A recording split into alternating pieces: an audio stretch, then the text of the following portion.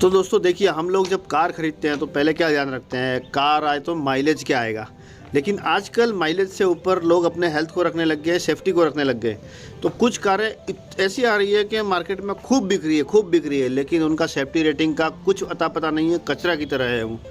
मतलब यहाँ तक कि चाइल्ड सेफ्टी रेटिंग या जो सेफ्टी रेटिंग है उसमें ज़ीरो है। मतलब उसमें भगवान भरोसे हो आप, एक्सीडेंट हो गया तो, या रोड पे आप जा रहे हैं तो अपन ज़्यादा लंबा नहीं खींचते हैं। इस वीडियो में अपन वो बात करेंगे कि मारुति की कुछ ऐसी कारें हैं जो बिक तो खूब रही है, लेकिन उनकी सेफ्टी रेटिंग का कोई अता पता नहीं है।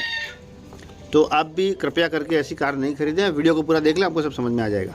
तो दोस्तों ये देखिए, मारुति की इन कारों को भूल कर भी ना खरीदें। ख़राब सेफ्टी रेटिंग के कारण जान पर बन सकती है। भगवान ही मालिक है भाई, अगर इन कारों में आप खरीदते हैं और अगर कार से आप ड्राइव करके कहीं जा रहे हैं तो अपनी फैमिली को साथ लेके चलते हैं, मेन बात तो ये है।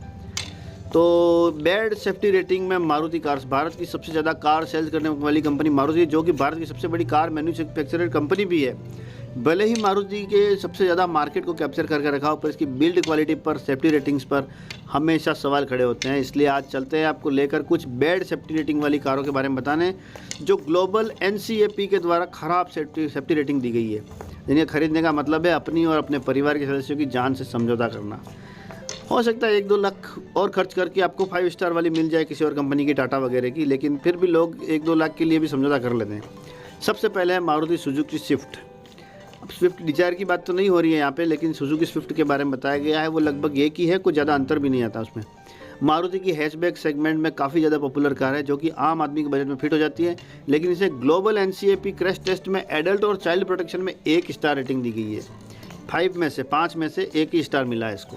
मतलब बहुत कमज़ोर, पुअर स्टडी है, पुअर कंडीशन है इसकी। दूसरा है मारुति सुजुकी एस्प्रेसो। बहुत कम बिक रही है ये कार। मारुति की एस्प्रेसो एक 5 सीटर हैचबैक कार है, जो कि 4.25 6.10 x शोरूम कीमत में आती है। 6 में पड़ती है, लगभग 6-10 के राज 7-8 में पड़ जाती होगी, टॉप मॉडल कह रहा हूँ मैं। वहीं सेफ्टी की बात करें तो इस कार को ग्लोबल NCAP क्रैश में एडल्ट चाइल्ड प्रोटेक्शन में 0 स्टार दिया गया। 0 मतलब अगर कुछ होता है तो कोई मतलब नहीं है, आप परिवार समेत समाप्त भी हो जाओगे। हम भगवान ने बचा लिया, अलग बात होती है। और फिर है मारुति सुजुकी इग्निस। ये तीसरी कार है अपने पास, जो 5 से 7, 7.5, अब देखो यार 770 तो बता ही रहा है ये टॉप मॉडल के लिए। और फिर कुल मिला के 10 के आसपास में पड़ जाती है। तो इससे फिर वही नहीं लेंगे यार कि टाटा में ही कोई, या कोई और कंपनी भी हो सकती है जिसमें 5 स्टार मिलता है, 4 स्टार मिलता है।